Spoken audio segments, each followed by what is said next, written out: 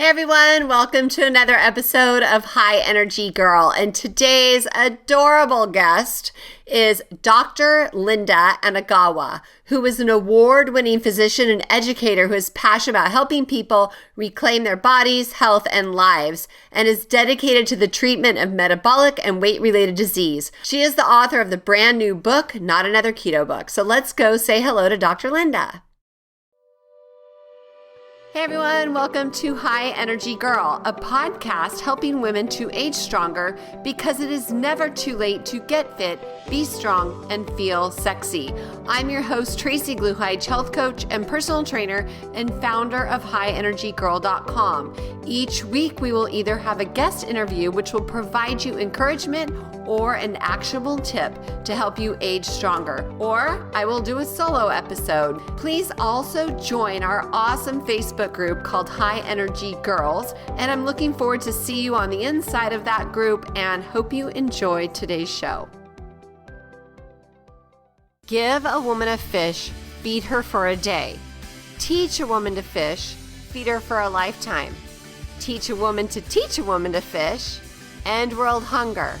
Have you ever wanted to help people improve their health journey? Have you thought about coaching people with a keto lifestyle?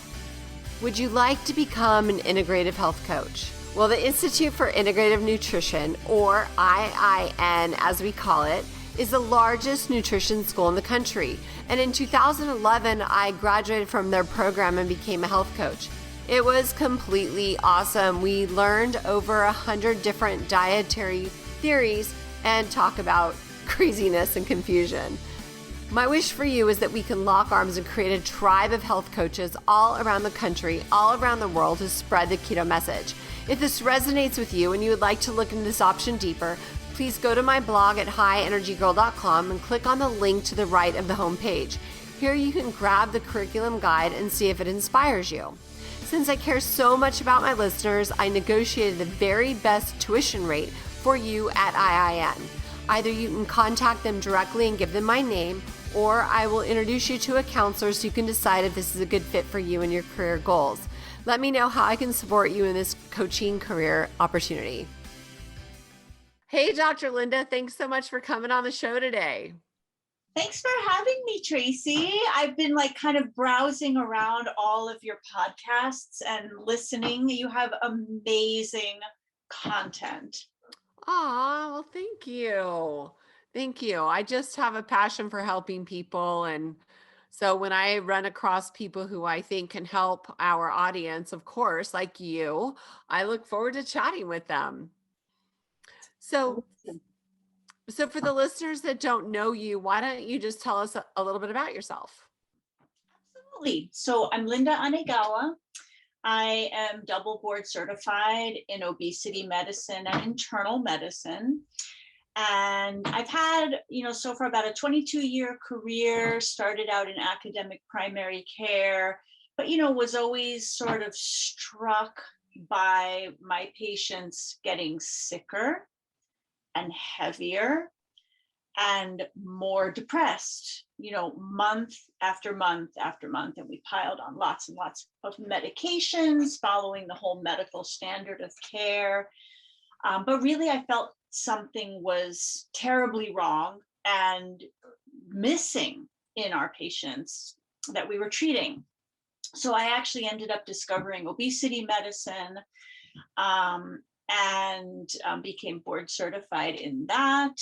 And so my career took a big shift about 7-8 years ago, where I started focusing more on treating underlying issues that impacted patients' health, rather than just kind of putting Band-Aids on, the different medical problems that people had. And then out of that, besides just treating patients, a whole sort of separate niche grew for me in building weight loss and wellness programs for different clinical entities, consulting to different companies in the space that help support patients who are on a weight loss or a lifestyle journey. And then just last month, I launched my first book. And so that's kind of some of the many hats that I wear, but fundamentally, I'm a primary care doctor at heart. Awesome. So what do you mean by underlying factors? So metabolic health is something that's very, very elusive to most Americans, right? And we define metabolic health based on a number of things, including your blood pressure, your blood glucose, your triglycerides, your waist circumference, right? So I would say the absence of normal measurements on all those different things means you are metabolically unhealthy. And that applies to really, unfortunately, about 3/4 of the US population right now. And most of these markers are things that are influenced by our weight and our physical activity level. So rather than kind of like I like to explain to people, it's like, do you treat the root of the tree or do you treat the branches, right? And so if we're slapping medications on for different problems, insulin for diabetes, statins for cholesterol, a CPAP machine for your sleep apnea, right? If we address the root cause, which is your metabolic health, right, that ties into your diet and lifestyle, we can actually cause all of those branches to grow beautiful green leaves, right, without just trying to prune them, which doesn't address the heart of the issue, if that makes sense. Of course, that totally makes sense. You're speaking my language, but I would love to dive deep into that if you don't mind. Yeah, of course. So what I do with my patients is a comprehensive analysis of where they are biochemically, physiologically, emotionally, even spiritually. I mean, not to kind of like sound a little bit, out there, but I think all of these factors are very, very important. And cultivating wellness by taking a very close look at all of these different factors is very, very important. I almost think about myself as doing reverse primary care, because the more we kind of explore these roots of illness at their core, rather than adding on medications for people, which I did for so long, now we're stripping back those layers, and it's very empowering and liberating for people. I mean, it's like that the lights just go off, when I tell them, hey, you know what, your blood sugar is really dropping, it's time to get rid of the insulin, or it's time to get rid of your metformin, or whatever it might be. It's very, very exciting. I'm so glad you said that, because that's exactly what I do as a health coach. We don't look at that, and we're able to reverse a lot of, like, get people off a lot of medications. But you said something earlier that I want to go deeper in, triglycerides, because there is this fear out there of cholesterol, and I would love to hear your thoughts about cholesterol, the triglyceride to HDL ratio, LDL, just all of that. Because even just one of my clients who just finished up, I don't know, like month 4 with me, her cholesterol went up, but her triglycerides are lower than her HDL. And her doctor wants to put her on a statin. And she's like, oh, she's like, I don't want to do that. So what would you say to something like that? Yeah, this is a very commonly encountered misconception in lipidology. I actually have a whole section in my book on that because if I could like count up the number of times that I have this conversation, I can't even tell you, so many times. And I've even had to have this conversation with my own physician as well, which we'll get to. So on a low carbohydrate or ketogenic eating plan, we see very, very classic changes in lipids. Actually, let me back up 1 minute. So you mentioned the triglyceride to the HDL ratio. So a sign of metabolic disease is having high triglycerides and low HDL, right? That's a marker for poor metabolic health. Now, fortunately, with a low carbohydrate eating plan, we see the reverse happen, right? HDL comes up, triglycerides go down. So you're correct that the triglyceride to HDL ratio is very, very, very important. And the lower that number is, the better your metabolic health likely is, right? Now, the LDL is a funny thing.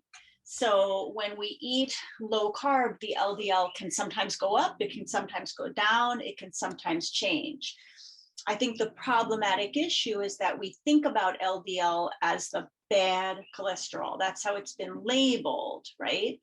But as a matter of fact, that label is inaccurate and unfair, because we now know that LDL is comprised of a whole range of particles, right? Some are small and dense, and others are large and fluffy. And the large fluffy guys float around in our bloodstream and really don't cause any harm. The small dense ones do, however, right? So what I tell people is, if your LDL goes up, but your triglyceride to HDL ratio shifts and that comes down, very, very good chance that we're dealing with the big fluffy LDL, right? Not the small dense one. We have ways of measuring that if we really wanted to, through lipoprotein fractionation, which is a separate blood test. You know, it costs anywhere between $75 and $100. So it's not terrible, but I agree with you. I think we really don't need the expense of that if we have the triglyceride to HDL ratio, right? Which tells us so much more. Mm-hmm. Now, there are a certain component, a subset of people who have enormous spikes in LDL in response to the ketogenic eating, which are they're known as the lean mass hyper responders. Have you heard of this? Mm-mm. Okay, so there are some people who have really dramatic elevations in their LDL, like sometimes to over 200, 300, and even higher. I'm actually one of those individuals. So my LDL is about 350. but my HDL is double my triglycerides. So there's a guy, a lipidology researcher named Dave Feldman, who's actively studying these individuals, right? If you've heard of him, to find out whether or not they really do develop coronary heart disease. So far, we don't think that they do at all. But I'm confident enough in what I know about physiology not to freak out myself. And, you know, every time I go to my primary doctor, it's the same conversation, right? Are you ready to take a statin now? Are you ready to take a statin now? And I'm kind of like, why would I? You know, I feel great. I'm healthy. So anyway, so that's a whole other interesting thing that happens to people when they're doing keto. But yeah, there's a lot to unpack. So with that, like, so this girl that works for me, she's a PA, and she says, why are we putting out the fire, meaning the cholesterol? Oh, wait, excuse me. Why are we killing the firefighters instead of putting out the fire? Firefighters, in her explanation, would be the cholesterol. The fire would be the inflammation. That is something that she says. And then something else I learned was that the homocysteine is a worse enemy than cholesterol, because the homocysteine, the inflammatory burr, like I want to say slices up, but that's not the right word, but kind of nicks up the intima of the artery, and then the cholesterol's job is to go repair that. Correct. Yeah. So these cholesterol molecules, you have to remember, they're really they're shuttles, right? They carry cholesterol particles throughout the body. They in themselves don't actively cause disease, right? It's the inflammation that causes disease. It's the inflammation that increases what we call visceral adiposity, right? So the fat that's around the middle of our body.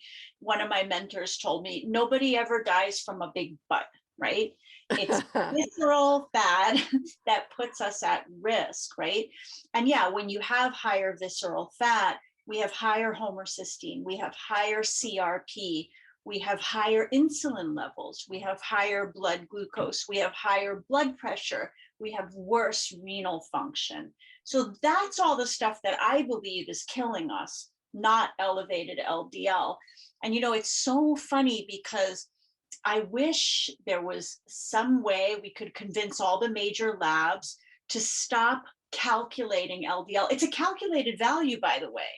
This is not a measured value in the bloodstream, which most people don't know. So when you get your cholesterol done by your doctor, the triglycerides are measured, the HDL is measured, and the LDL is actually a calculated value. It's not even real. It just shouldn't be there. You can tell this is like one of my soapbox things. Yeah, me too. You go, girl. Oh, yeah. It causes so much of a fuss. And to me, it's distracting from the heart of this issue, right? Mm-hmm. Which is metabolic health, hyperinsulinemia. That's what we've got to fix, right?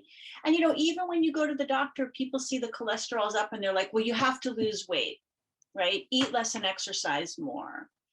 But again, that just does a disservice to what we're really dealing with, right? If you've got metabolic syndrome and you're constantly in this hyperinsulinemic state, you're hungry, you're hangry, you're crabby, you're cravey, right? If you're a woman, you have hormonal disruption. There's just so many things that are going to fight against your very best attempts to, eat less and exercise more, right?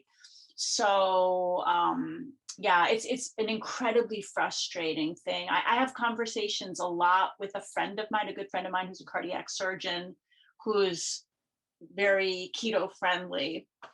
And so he's like, yeah, I'm not operating on the people with the LDLs of 200 and the low triglycerides. Those are not my patients. Yeah. Well, what do you think about the CAC?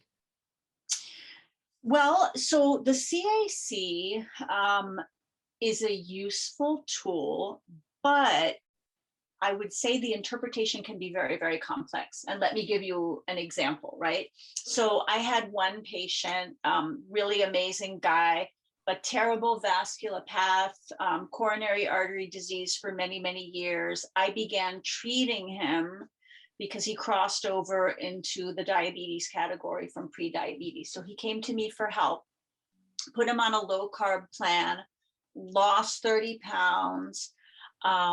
Everything went really, really well. But of course, his LDL went up.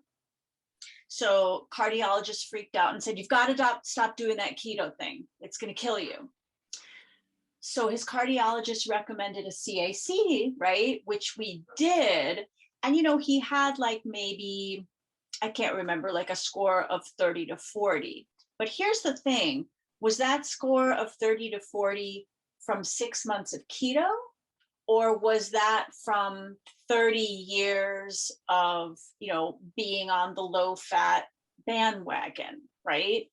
I don't know the answer to that. So it's kind of hard to interpret.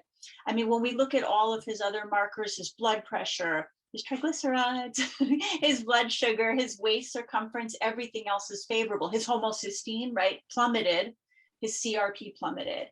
So he made the decision to continue with me doing what we were doing. I believe, Dave Feldman's group is actually starting with CACs at baseline. Ideally, everybody who starts a ketogenic diet gets a CAC at baseline to see where they are before they do anything, right? But of course, this is expensive and difficult to do. I don't anticipate seeing that anytime soon, but, it's certainly an option. And what do you think about vitamin K2? Because I have been told that K2 actually will take the calcium out of the arteries and shuttle it into your bones. Have you heard that? I have not heard that. I think, is that theoretically possible? It could be. I'm actually really interested also in vitamin D as a metabolic modulator. There's not a whole lot that we know about vitamin D and the way it works.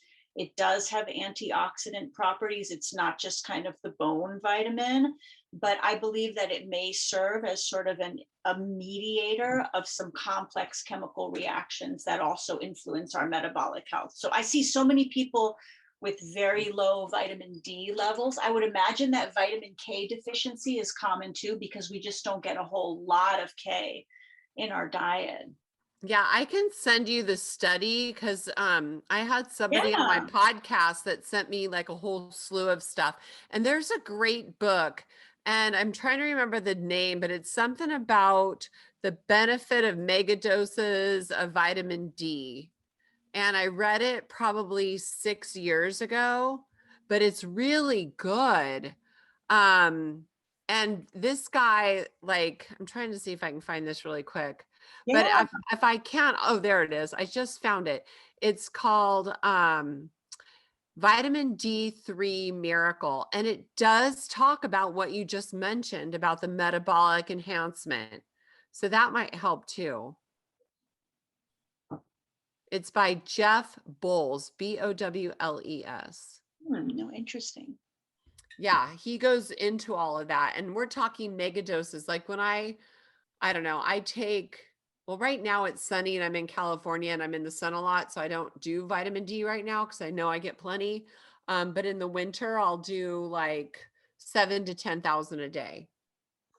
Yeah, I would say probably most people need close to that amount. I mean, the only thing I'll say is I would recommend getting it checked periodically. It is rare to overdose on vitamin D. I've seen it once.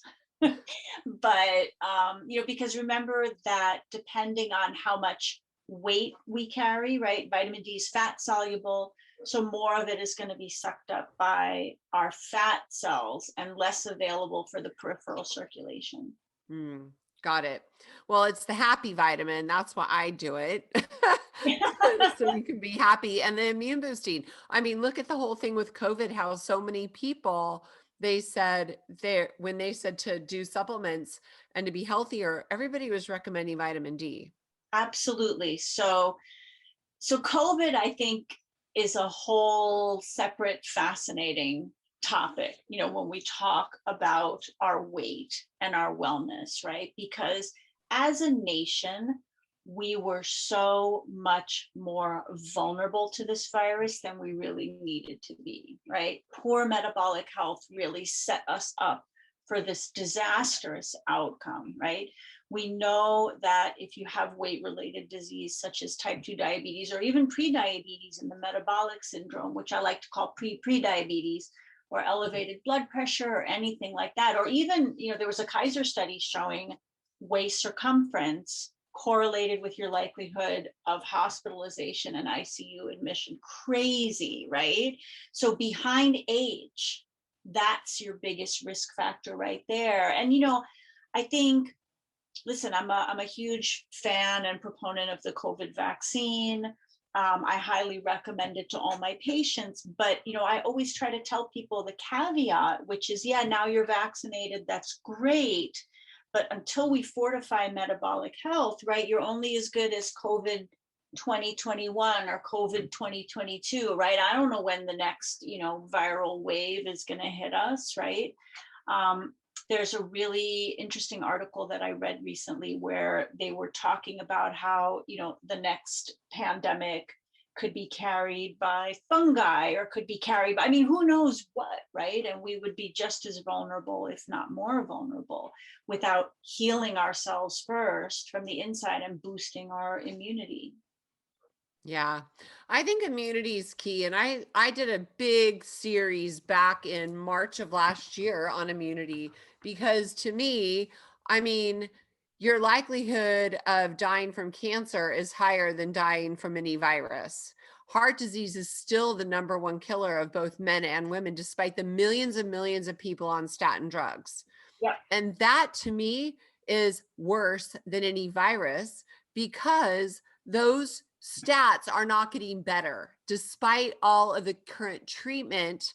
And that's why when I find a holistic doctor like you that really looks at root cause instead of just putting band-aids on symptoms, I'm really intrigued because I hope that everybody starts looking at life or at treatment that way, 100%, Tracy. And the other scary thing too, when I look at the cost to us as a society, right? So back in 2012, I think the US spent about $220 billion to treat diabetes and its complications.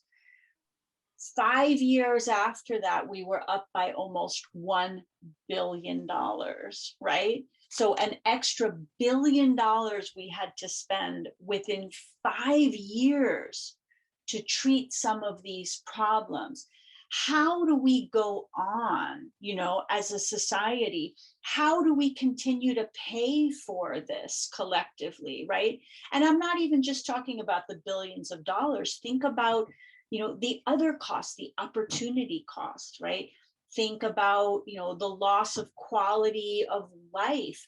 Think about just the loss of life overall, right? And not living to see your grandchildren grow up. Thinking about, not being able to chase your kids around, or whatever it is, whatever's meaningful to you, right? So I think, and I hope that we will wake up as a country, right, after this COVID situation. Again, not out of just fear of the virus, right? Because I agree with you, we could be hit by anything, right? It's not going to really make that much of a difference. The real tsunami here that we are not getting to, the real elephant in the room, is our poor metabolic health. Mm-hmm. And with that said, I believe, just my experience with coaching individuals, is that they don't realize about food quality. And so I remember seeing a box of, I think it was like Lucky Charms or some crappy kid cereal at the store that said immune boosting. I'm like, are you freaking kidding me? Like, they can put anything on a label, and the middle of the grocery store tends to have such, the worst food, but there's boxes and wrappers and packages of crap that people don't realize how bad it is for their body, and that's where we need public education on food quality and why food does matter. Absolutely. And I think, there's folks who are doing really good work there, like Jamie Oliver with his more, getting back to our roots, where we cooked as families, right? Where most of our food was prepared at home, where we didn't succumb to all of these processed foods. And it blows me away. I know if I see like one more Cheerios commercial on TV, Honey Nut Cheerios is one of my favorite things. They said part of a heart healthy breakfast, right? And they've got like the big glass of orange juice right next to it and the toast. And, my husband knows whenever that comes on, he has to push mute right away. Otherwise, I'm going to have a conniption fit again about that. But yeah, it's really, really hard. And I think that's the tough thing too, when we're talking about vitamins and supplements. I mean, I'm not anti-vitamin and supplement, but a lot of times these very unhealthy products are sold with, essentially a description of how much vitamins they put there are included in those things, right? So you should eat it because it's got all these different vitamins. You can have the Lucky Charms because it's full of vitamin C or whatever it is, right? So very, very frustrating, Tracy. Yeah. So talk about your book, Dr. Linda. I love the name. Thank you. Thank you. Thank you. Yeah, it's so funny because when I was first coming up with the concept, a friend of mine said to me, oh my God, another weight loss book. And that's how I decided to start out chapter 1, because I said, no, you know what? This is not another weight loss book. This is not going to be another one of those keto books out there that are just, flooding Amazon and all that. I really want this to reflect the approach that I take with my patients, right? Which is essentially looking at people in a very holistic way, identifying your why, right? What's really first motivating you to take this step towards better health, right? It's not about a gene size. It's not, about fitting into some unrealistic, overly idealized beauty standard, right? That has caused an epidemic of eating disorders. That's not what this is about. It's really not a diet book. It's really about coming to terms with taking those first steps to getting yourself on the road to metabolic health, using a low carb approach. And then how do you troubleshoot, right? I mean, I can't tell you how many times I've talked to people who said, well, I've tried low carb, I've tried keto, it doesn't work. I assure you it does work, but just like anybody, if you're a human being, you're going to come up against speed bumps and roadblocks, right? So what do we do about the speed bumps and roadblocks? We have to navigate them. We have to change course. We adapt and we adjust. And this is the mentality that I really want to cultivate with my patients who I care for, right? It's not hopping on and off a diet, right? Because that doesn't work. That doesn't help anybody. It's self-defeating. And it certainly doesn't lead to overall better health. So learning how to adapt to a new way of seeing yourself and your body, a new way of eating, a new way of living by both fueling, right, what we eat as well as flowing. So things that encourage movement, mindfulness, enhanced sleep, and better emotional health. This is all part of the road. Yeah, I love what you just said, all that, because that's the other piece of it, right? Like all of that extraneous stuff is what often influences your food choice, Yeah, you know? it really does. And so many times people don't realize the importance of sleep. But if you're a chronically bad sleeper, if have insomnia and you're up half the night, or like, let's say you have a disorder like sleep apnea and you don't even know it's there, right? Where your body is literally waking you up multiple times per hour, right? What's going to happen is your body gets flooded with a hormone called cortisol, which is helpful when it's acute, right? Like it's part of your body's fight or flight response.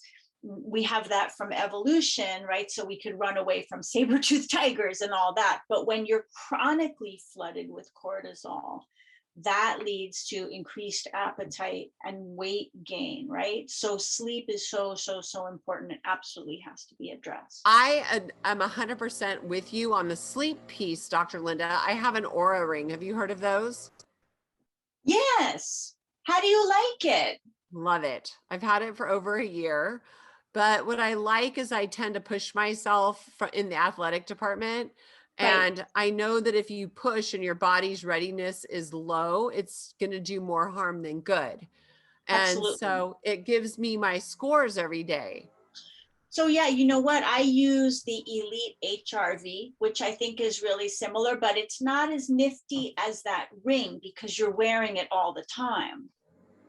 Well, my husband and we celebrated 30 years in February of 2020. And so I Oh, bought these for us. We went to the Bahamas and I bought these for us. So as like a little signifier of 30 years. I know it's kind of weird, no, but I love that. I absolutely love it. No, I mean, I think any of these self-awareness tools that you choose are extremely helpful. yeah. But sleep, I think, is underrated. I always tell my clients that sleep is more important than your to-do list or your your Netflix show. But the tricky thing is, we know that, but cultivating the behaviors that foster healthy sleep, right? I think that's where the challenge is, right? And it's true. I completely agree. Like it involves turning off the Netflix at night. It involves setting do not disturb on your phone. And even if it's tempting, don't go there, right? Even if you have to put the phone somewhere else, do what you have to do, because all of the constant screen time that we've come to rely on, of course, for many different reasons, including business and professional, it's really our downfall when it comes to getting that true physiologic rest that our brains need to be productive. Yeah, for sure. And like I always tell my clients that they shouldn't have their phone near their bed because of the EMFs. And of course, you need to wear your amber glasses Ah, so cute. to block the blue light.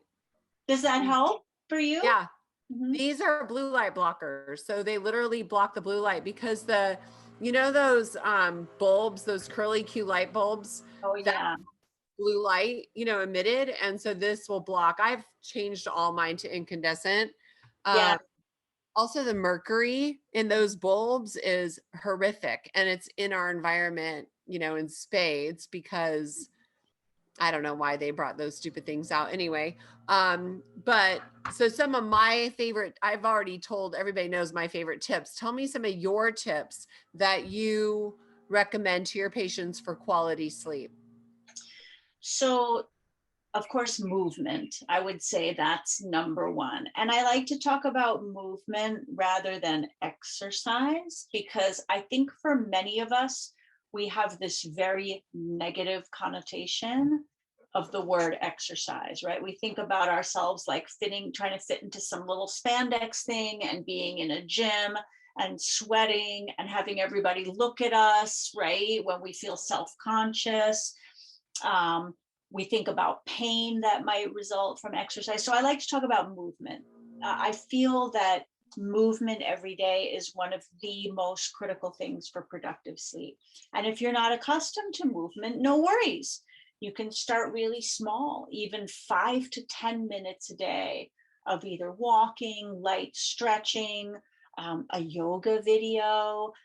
Something like that is really helpful. And by expending that energy and flooding the body with those endorphins, even for a short period of time during the day, is really going to help those circuits that need to fire at night for your brain to rest efficiently. So definitely, I would say movement is a really, really big one.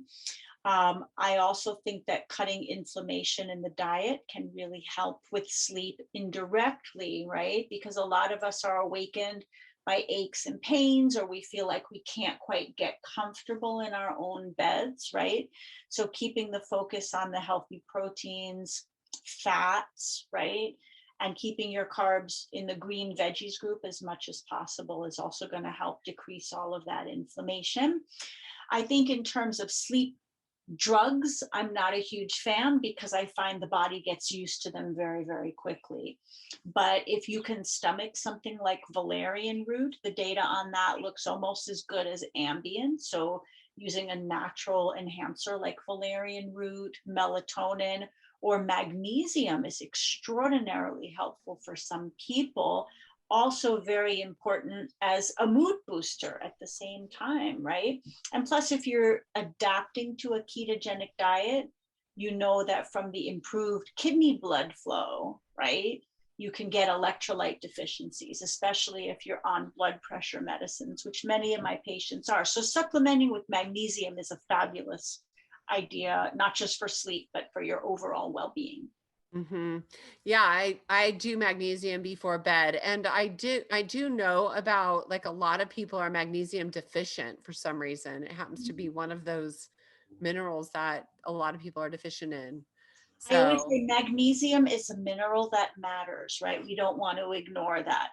So even like when it comes to starting an exercise program, it's hot, it's summertime, it's humid out, we're getting really sweaty. We're going to lose lots of sodium, potassium, and magnesium with our sweat. And, you know, we always talk about hydration, drink your water, right? But when you do that, you're just diluting out the body's electrolytes more. So mhm. I'm 100% in agreement with you, Tracy. I love to have people supplement with some of those electrolytes. Yeah, I make a drink called Keto Light. You put 2 quarts of water, a quarter cup of fresh lemon juice, a teaspoon of really high quality salt, a teaspoon of the new salt or low salt, like Mhm. it's fake salt, it's potassium, and then either a tablespoon of Calm. But I always warn people Uh-huh. it might Yeah, create some GI distress. right, And if so, then eliminate that and just pop the pills, right. magnesium glycinate. But then they have this beverage that adds up to their water, and it replaces all their electrolytes at a fraction of a cost of buying a supplement. Oh yeah, no, for sure. Because those BCAAs can get very, very expensive when you start buying those electrolyte drinks. Right, for sure. So how can people find you, find your book? Let's get, like, so people can connect with you, Dr. Linda. Yeah, absolutely. So you can go to my website, which is anegawa-md.com. I'm on Instagram at metabolic health number 4 life underscore MD. So you can find me there. And if you go to my website, there's also an opportunity to get a free download called Should You Go Keto, with a curated quiz to kind of help assess your readiness and whether this is right for you, or if it's something you should talk about more with your own personal physician. And then I have a primary care practice at plushcare.com, which is a nationwide digital health firm of which I'm one of the founding members and the medical director of weight management there. So I actually see patients on that platform as well. And I would absolutely love to chat with anyone who's listening and hear any questions, comments, or feedback. Awesome. And your book is called? It's called Not Another Keto Book, The Obesity Medicine Solution. And there is a universal book link in my Instagram bio where people can go and just click on it. And if you are a Goodreads member, I should also add that for the rest of this month, there is a giveaway going on. So you can enter into a drawing to receive one of 100 free copies of the book. Oh, cool. That's fun. Yeah. Oh, I have one more question I forgot to ask you about. Yeah, sure. With your patients with hypothyroid. Uh-huh. Is there anything that you need to do with them differently? I noticed that a lot of the ladies that have hypothyroid, it's like they just have a hard time moving that needle. Yeah. So I would say, one of the most important things is to make sure you're adequately replaced with thyroid hormone, right? So making sure that TSH level stays somewhere between, like 1 and 3.5 at the most, right? Which is generally not that difficult to do. I mean, I gotta say, I look for metabolic syndrome a lot in women with hypothyroid. And more often than not, I find that the metabolic syndrome is influencing the lack of weight loss progress way more than the thyroid is. And so with just a few tweaks with eating and movement, oftentimes we can get the scale moving again beautifully. Also, as an obesity medicine physician, and this is something I talk about in my book, I'm not a drug pusher at all. However, if you have a very sluggish metabolism because you've had the thyroid issue going on, if you're approaching menopause and you're just finding things are a lot more challenging, or, for whatever reason, right? There's always something. I am not averse to temporarily using medications to start the work that your nutrition is then going to do for you. And I know it's going to work, right? But a lot of times it can just be so discouraging, for people. If you feel like you've tried and you feel like your body is some kind of a battlefield, right? So there are new options available, and I've had pretty good success doing low carb with some of the newer drugs that are out that increase glucagon and tilt that seesaw, if you will, right? That insulin glucagon seesaw a little bit more, right? And then oftentimes that gets the ball going, it greases the wheels, and then the nutrition will ultimately drive the train on weight loss, whether it's like thyroid that's bugging you, or whether it's your menopause, or whatever it might be. And this is all in your book? This is all in my book. Yes, cool. It's in the speed bumps and roadblocks chapter. Okay, I'm going to order your book for somebody who needs a boost. She's doing everything right. From my observation, like everything right, and just nothing is moving. Yeah. And so sad. It's hard. That's really, really frustrating. But I can also say, though, one of the most satisfying things is if you've already got the lifestyle changes down and you're doing really well with that, and we just give your body a gentle push, biochemically in the right direction, that's often all it takes. And then it's just tremendously satisfying.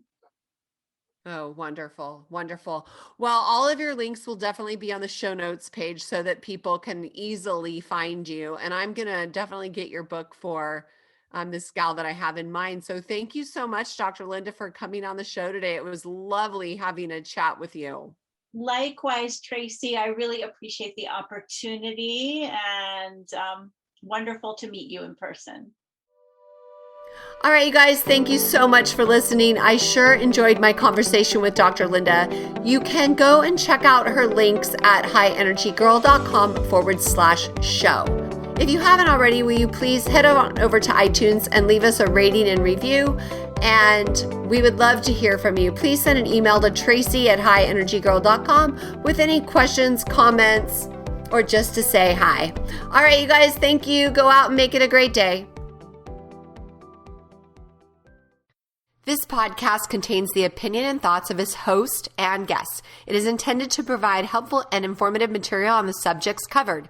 All statements made on the podcast have not been evaluated by the FDA and are not intended to diagnose, treat, cure, or prevent disease. If the listener requires professional assistance or advice, please contact your personal medical doctor.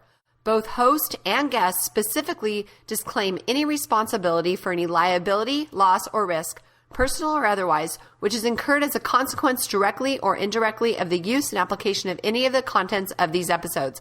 Like I said, this is my opinion and I could be wrong.